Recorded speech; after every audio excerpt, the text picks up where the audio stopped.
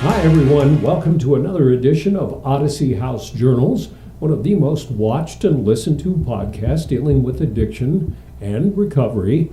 I'm Randall Carlisle. My guest co-host is Kim Smart. Hi, Kim. Hi, Randall. It's and good to I be have here. two very special guests here. What are your names? I've never seen you guys before. Destiny Garcia and Charlotte Woodbury. And Waterbury. Waterbury. what? Waterbury. Close though. Oh, I'm sorry. It's very close. Geez. And I even recommended her for the job she has right now. Both, and this is not to promote Odyssey House at all, but I do like to brag about the fact that you guys are both graduates of Odyssey House, and you moved on to bigger and better, well, no, bigger things, okay? I won't say better, but one of the things that everybody, or most of us in recovery deals with, is a past criminal history. You guys each had one, right? Oh, yeah. Or have one, or whatever. Tell us what each of you were facing. So I had a criminal record for a lot of years throughout my homelessness and addiction issues. And when I got out of Odyssey House and transitioned into sober living and I had to get a job, I couldn't get a job anywhere. I would apply for a job. They would hire me for like a week until my background came back, and then they would let me go. Or they just wouldn't hire me at all. I finally got a job at a Build-A-Bear in the mall. Okay. And they paid me, their second chance employer, they paid me $8 an hour for 10 hours a week. So that was enough to get me to treatment, to work, and then back to sober living. It wasn't really anything at all. And Charlotte, you had... I had a very similar experience. While I was in active addiction and also faced chronic homelessness, I got retail theft charges, especially because I had 2 retail thefts in a very short amount of time. I couldn't get work from home jobs. I couldn't get any decent paying jobs. I had gotten hired at Hires right out of Odyssey House, which I was very grateful for the work. They are a second chance employer as well. But because of my background, it had been very difficult to get any gainful employment. I have now successfully completed my expungements, so I am now crime-free for the first time since I was 18. No longer a criminal? No longer a criminal, or at least on my criminal history doesn't exist. Okay. And to toot Charlotte's horn, she did it all by herself. Without a lawyer, she did all the paperwork herself. Wow. She did it all by herself. Which leads me to introduce why we have them as guests, not because they're successful people in Odyssey House and are in recovery, but because they represent Clean Slate Utah. And for people, it has gotten a lot of publicity, but not enough, obviously. Right. So what is Clean Slate Utah? So Clean Slate Utah is a nonprofit organization that was formed to raise awareness around the automatic expungement law. In Utah in 2019, the law passed an automatic expungement bill that will take care of minor misdemeanor records, so really low-level misdemeanor records. They'll automatically be cleared. But the problem with that is there's no direct notification requirement. So Clean Slate Utah was formed to raise awareness around that, and then to also help people who don't fit in that bucket of charges, who may have felonies or more misdemeanors that need to be cleared. So we also offer support on petition-based expungement to do it yourself, and we just brought on pardon support as well. You have to get a pardon if you have too many charges or the severity of the charge. So people come to you and say, what, I've got a criminal history and I'm trying to get it, can I get it expunged or? Yeah, so because we don't have any lawyers on staff, right, we work closely with Rossett Legal using their tool to screen applicants. Their tool is available online, so we utilize that to see everyone's criminal history, and essentially what it does is takes your criminal history and puts your charges into categories or buckets of what you may be eligible for. So that lets us know if it's going to be all automatically cleared, if it's going to be not eligible at all, requiring a pardon. That gives us an idea on your path forward, and then based on that, we can support you going through the next steps. And so it's just an honest assessment of where you are and where you can go. And I don't know, have you filled out a job application recently? Well, not recently, but I do know you have to check. Do you One have of the a boxes is do you have a criminal history? Or what does it say? Something like I think that. some say have you been convicted of a felony or have you been convicted of a crime? Yeah. And so if you lie, which you might be tempted to do, I've done it. Did it work? No. Okay, because then you definitely won't get Yeah, the job if yeah. you know you lied. But if you tell the truth, you might not get the job because you told the truth. Right. Yeah. Well, and I just remember this level of anxiety when I would apply for a job. When do I tell them, right? At what point do I disclose my criminal history? I want to have them bought into me a little bit, so they want me to work for them before I drop the bomb, right? And then I would tell people about it. They would try to get me, passed through the process, and then HR in another state would swoop in and say, nope, not an option. So it really gives you a lot of anxiety trying to figure out when to disclose this information, right? Because you don't want to walk into an interview and say, hey, here's my criminal history. You really want to see if it's going to work regardless for you and the employer. So it now becomes this weird game of figuring out when is the best time. So it's not completely shutting you down before you get an opportunity. And housing applications are the same. You have to, I forgot about that. yeah, you have to check that box on housing applications. I couldn't get an apartment. I was working in the county mayor's office. I was putting Ben McAdams down as a reference on my housing applications. Nobody ever called him. They probably thought I was lying, like I didn't know him or something. Right. Like, I'm not lying about Nobody that. ever called him. But my adult son ultimately had to sign for me to get an apartment because I couldn't even get an apartment. And I was working at a government job in the mayor's office, and I still couldn't get an apartment. It's just mind-boggling how many hurdles Mhm. are put up as soon as you're out of prison Yeah. or jail that, Or in recovery. Yeah. I well, mean, sure, both together. And how do you get over those? Right. So. And I think what we see pretty often is when people are in recovery years later, right? This is the one thing that you still have to disclose, explain about when you were in active addiction, the person that you were, and you are probably not that person any longer, but you still have to explain what happened years and years ago. And as you really guys freeing. know, as addicts, former addicts in recovery, myself as well, that you use any excuse in the world to use again, Yeah. right? Oh, yeah. So in your case, well, you were lucky. You got I the was job very, in the mayor's very office, lucky. But, okay, in your case, but okay, if you can't find a job, you can't find an apartment, you say, screw it, I'm going to use again. It's just easier to go back to what you've known for so long, that you've survived on for so long. Here you are trying to turn your life around and trying to find a different way to survive, the right way to survive, and you hit all these hurdles trying to go forward. It doesn't make a lot of sense, does it? No. It- Yeah, I just finished reading a memoir called The Many Lives of Mama Love, and she chronicles this. She had 37 counts, and they dealt with credit card fraud Mhm. while she was in active addiction. And it talks about her time in jail, and that opened my eyes too. But then it made me realize, wow, there's just nowhere to turn for so many people. So I'm curious about the automatic. Do they have to do anything, or is it No. like so? So what the law says is that if there's only certain buckets of charges that will qualify for the automatic expungement, and in order to qualify for the automatic expungement, you have to qualify for petition-based expungement. What those charges are is the only Class A misdemeanor that qualifies is drug possession, misdemeanor B, C's, and all infractions. No domestic violence cases, nothing that has a victim in it. So really low-level misdemeanor charges. And what we see at Clean Slate Utah is we see people that have a bucket of those charges, but they also have a different Class A misdemeanor, or they have a felony as well, or they have too many charges is really what we see the most, I think. Yeah, most definitely. I rarely see someone that all their charges are just eligible for auto clearance. The other issue we run into is we don't have a time frame for when those will actually be removed. That's what I wondered. Yeah, so it Yeah, could- they've cleared about 33% of those records. These are the new numbers we got last week. In how long has that been? So it was implemented February 10th of 2022. It's projected to clear over 540,000 records, and it's cleared about 33%, which is 117,000, I believe, is what they've cleared so far.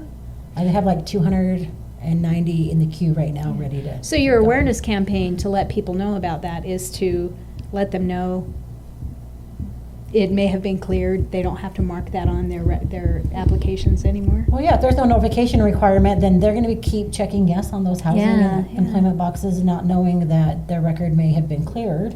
What? That doesn't make sense. It Why? doesn't make sense. There's no notification. They don't send anything No, out to the, them. the government wasn't comfortable sending sensitive information to old data, like old apartments, Well, that makes housing sense. Probably shelters, move around a lot too.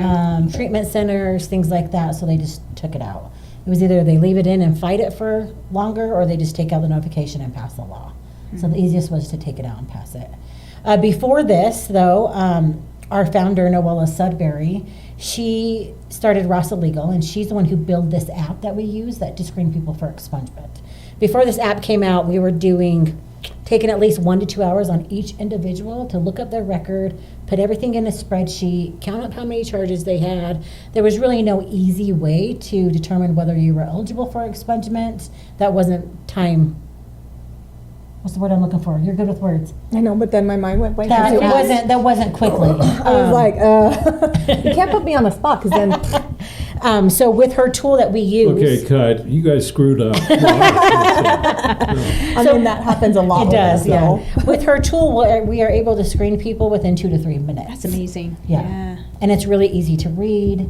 And so since she's our founder and she's the CEO of Rasa Legal, she has partnered with us, and we get to use the tool for free for people that are 200% or below the federal poverty level. And then we pay a subscription fee for the rest, and we screen everybody for free. And these guys are popular when they go to outreach places and everything, because how many people in our program or in any program have some criminal background? Well, 1 in 4 people in Utah have a criminal record. I saw that. Just in general. Just Yeah. in Oh, general. Yeah. I mean, the vast majority of people that you interact with on a daily basis have a criminal record. And that could be very minor, right? From loitering, criminal trespassing. Jaywalking. All the way up to some really big charges, right? But Alcohol as a minor when you're Right. 19. there's quite a few. What's been interesting too is the difference and the range of people that we meet with. I've met with, retired missionaries trying to go overseas to serve another mission. I've met with people that are now in recovery, just literally all over the board. You can never predict what someone is going to be like. There is no target demographic. Everybody has the potential to end up with some criminal charges that then hold them back forever. Yeah, it's Charlotte just screened somebody a couple of weeks ago that needed to get rid of the dismissal so he can join the police force Yep. in order to become one of our police officers in the state. So we see all kinds of people. Wow. Have you checked yours? I haven't. We can help. Didn't think I had a need. They can do it in 2 or 3 minutes. Yeah. What a service. But if you think about people in the past, well, you've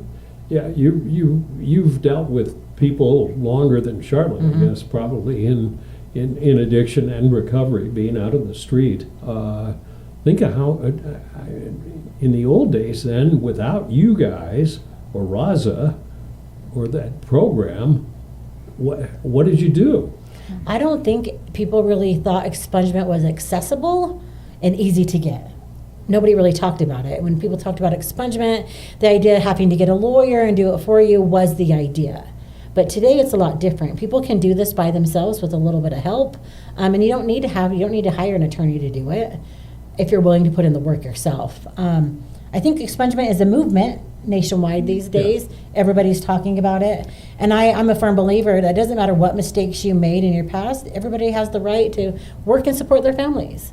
And this is really a working problem, right? So people want to get back into the workforce. They want to pay their bills. They want to go to school and get their licensures, but they can't because of this criminal record. People want to succeed, and this is the biggest barrier stopping them. It sounds so unfair. Yeah, it is so unfair. Well, and you guys both went through it. Mm-hmm. And I should point out, when we said Destiny was lucky, Ben McAdams, who was the Salt Lake County mayor at the time, took her under his wing and offered her a job in the Salt Lake County mayor's office, and that got the ball rolling for you, and resulted in a lot of news interviews and everything else, and so it was just. But Not everybody has a story like that. That's just a That's a stroke one-off. of fate or Yeah, something, yeah. Well, I've always had this big mouth. I just know how to use it. Yeah, well, Has learned how to use it. yes, you've obviously impressed Ben. Do you stay in touch with him? Oh yeah. I just talked to him yesterday. So I was up at the Larry H. Miller Summit yesterday, and he's going up today. We had plans to meet there, but he was going for the business side. I was going for the other. I don't know how to say the word. philanthropy. Philanthropic. I know that one. Yeah. Okay. I can never say that word. I practiced it at home and practiced it at home. Knowing I was going to this summit, I practiced it, broke it in syllables. I still can't say it. And you haven't heard, maybe, because we do have time for a quick synopsis of their stories, because they're both pretty impressive. Just a couple minutes on your past. Like my addiction story, I can do that in a couple minutes. So my addiction started. Even though it lasted a little more than a couple minutes. My addiction started through an abusive domestic violence relationship. I was in a relationship for about 7 or 8 years. I often went to the emergency rooms for fractured eye sockets, broken noses, for legitimate reasons, and was getting prescribed pain pills all the time. So when I decided to leave that relationship, I packed my car full up with whatever me and my kids could fit, and we left. And I left everything else behind. But what I did take with me was my opiate addiction. Fast forward, I entered into college, wanting to rebuild my life. I was addicted to opiates, started smoking meth to stay awake during school. Met somebody who did heroin, never graduated college, ended up homeless downtown for about 4.5, 5 years. I was arrested on Operation Rio Grande. Before that, I was cycling in and out of jail over the years, booked in, released, going in extremely sick, abscesses all over. However, since I didn't have a felony or a drug charge, I was never offered a drug treatment program or a drug court. Because of Operation Rio Grande and all the funding that brought with it, I was offered drug treatment through Odyssey House. When I was sitting in jail and I got my assessment, I remember thinking, everybody else is saying they have an address to go to. If I say I have an address to go to, I'm going to get out. And I can go right back to North Temple. But I sat on it for a minute and I thought, I'm not going to do that. I need the help. Here's my chance. So I told the truth. And I'm like, I'm homeless. I don't have a place to live. I went into Odyssey House. I was the first one who was arrested on Operation Rio Grande who successfully completed treatment and transitioned into Salt Lake County Sober Living Pilot Program voucher, which prompted the press release in my front room when I met Mayor McAdams. I thought I was going to meet Mayor Jackie Paskupski, because I had no idea. I'd been homeless, I had no idea who the mayor was. You guys don't follow the news down on Rio Grande? Oddly, no. And I remember I wasn't even going to do that news story, and I asked my son, how would you feel if I went on the news and said, I'm a liar, I'm a thief, I'm a heroin addict? How would that make you feel? And he said, I would be disappointed if you didn't do it. So I did it. And that first news interview changed my entire life. It opened up so many doors for me. All the elected officials were there. The mayor was there. The Speaker of the House, Greg Hughes, was there. I was terrified. I was terrified. But I got up in front of all those people and told my story. And that just kept opening doors for me. So my story is a lot different than most. Most people are working $9, $10 an hour, working 1 or 2 jobs to survive, and I got this opportunity to work in the county mayor's office. But even then, yeah, you still couldn't get an apartment. Even then I couldn't get an apartment. Even then I couldn't afford my expungement. My expungement at that time was over $3,000. I had a choice to make. It's either do I pay for my expungement or do I pay my rent? I had rebuilt my life from homelessness, got my car, got a license back, paid all my fines and fees, and I chose to pay my rent because I had a new baby. What was I going to do? The mayor did a fundraiser for me and paid for my expungement. That's the only reason why I'm crying for you today, is because they were able to pull that money together, all the elected officials, all the people in the mayor's office, to help me get to the next step. But these are people that see me walk in that office and be the best employee since the day I walked in to the day I left. Yep. And in my exit speech, when I took on at the new role as the executive director of Clean Slate Utah, I said that in my exit speech. I'm like, I was the best employee at the Salt Lake County Mayor's office, and they will all tell you, but I worked hard. I knew I had to work hard. I learned everything I could learn. And I showed up every single day. Yep. Was that under 2 or 3 minutes? That was probably a little That was bit. longer. Okay. That was Charlotte. So my story is a little Stick bit... to 2 minutes, okay? I'm on it, Randall. Oh, gracious. So my story is just a little bit different. My struggle was with mental health. I have borderline personality disorder. Throughout my 20s, I would go probably every 9 months, end up back in the psych ward, get medicated, get stabilized, and then decide, I don't need medicine, I'm great. And then I would end up back on the streets homeless, because what did help my mental health was heroin, was managing it with drugs. And that is not productive. However, at the time, it did save my life. There were periods of times when I was very suicidal, and I was able to stave that off with drugs. So I'm certainly grateful that I made it here, but after about 10 years of that cycle, just through uni and then back out on the streets, going through the motels, hotels, prostitution, all the things, I eventually got to a point where I was 35 and I was homeless and I was desperate, and I was just done. I just decided that I was either going to end it for sure or I was going to try this one last thing. I was actually looking for a client on Facebook, and the person I reached out to was someone who had graduated Odyssey House. And when I spoke to that individual, their voice was very different. It was very noticeable very quickly. In a matter of a couple sentences, something had changed. Something had deeply changed this person, and it gave me just enough hope to try Odyssey. And when I showed up at those doors, I decided that I wasn't going to run. I showed up, 100 pounds soaking wet, detoxing in VOA, and it was horrible. It was really, really bad. I was very, very close to death. I think all of us, when we actually get to Odyssey, we are so desperate for something, for anything, right? That we are willing to do the hard work. I remember at VOA people telling me, don't go to Odyssey, don't go to Odyssey. It's a hard program, you're gonna be there forever. And I decided that I needed that, right? I had been to numerous treatment facilities. I had been to over a dozen psych wards.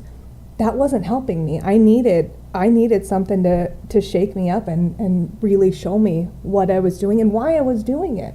So I was in residential for 10 months, but I just got to the point where I was so desperate, I was either going to end it or I was going to try this one last thing, and thankfully it worked. Thank God you did. I'm very, very grateful. Look at how you guys are contributing now.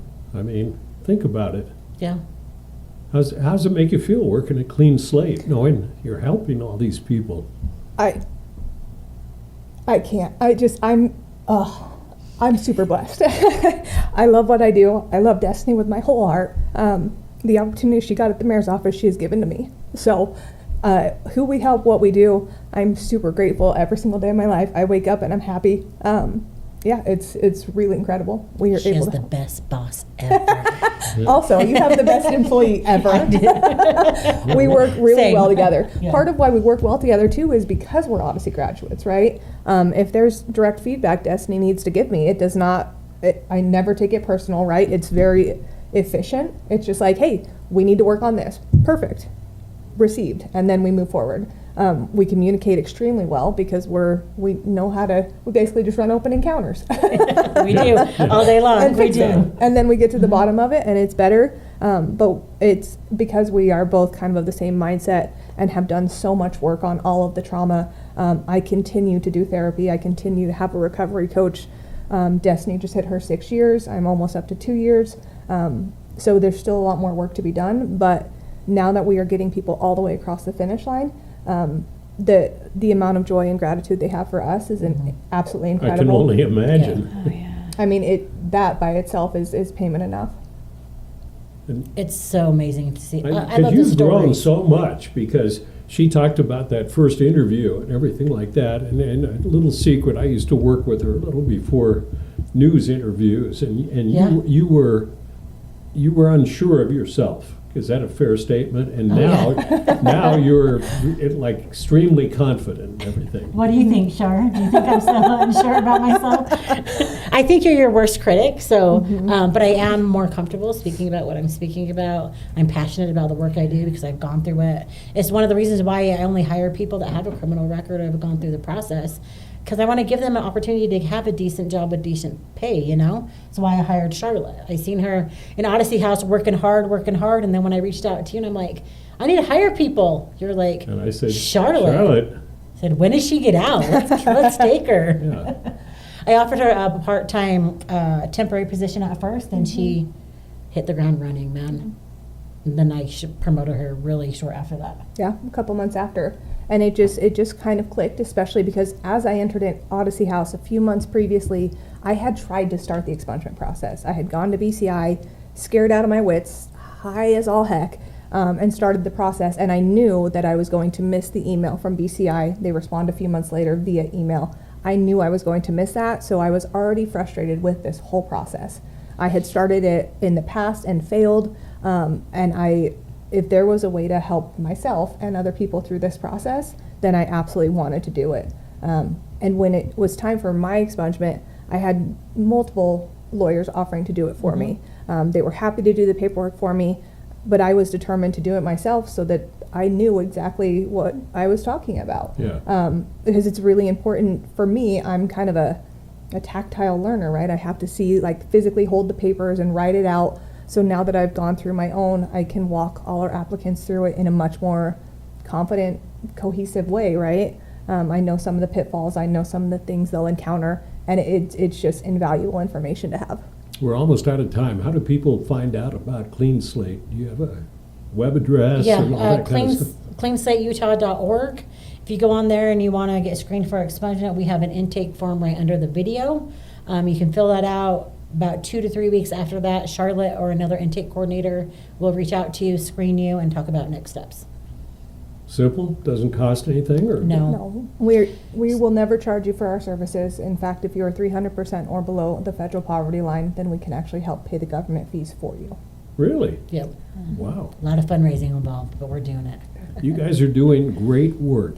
I appreciate it. Life-changing work. Yeah. Well, Really think is. about it. Yeah. You know, I can find an apartment, I can get a job, I can, Yeah. You I mean, can it's buy a part of home. life. Yeah. Yeah, yeah. You own a home now. Yeah. I went from not being able to get an apartment to owning my own home. And you don't have to have your son vouch for you anymore. I didn't have to ask him for $1. See? I didn't have to borrow money. I didn't have to do, nobody helped me but myself. Charlotte and Destiny, thank you very much for being here. It was good to have you as well, Kim. It's great to be here. And it's great. I hope this was enlightening for somebody who is searching for answers to the problems they're facing. So thank you for watching another edition of Odyssey House Journals.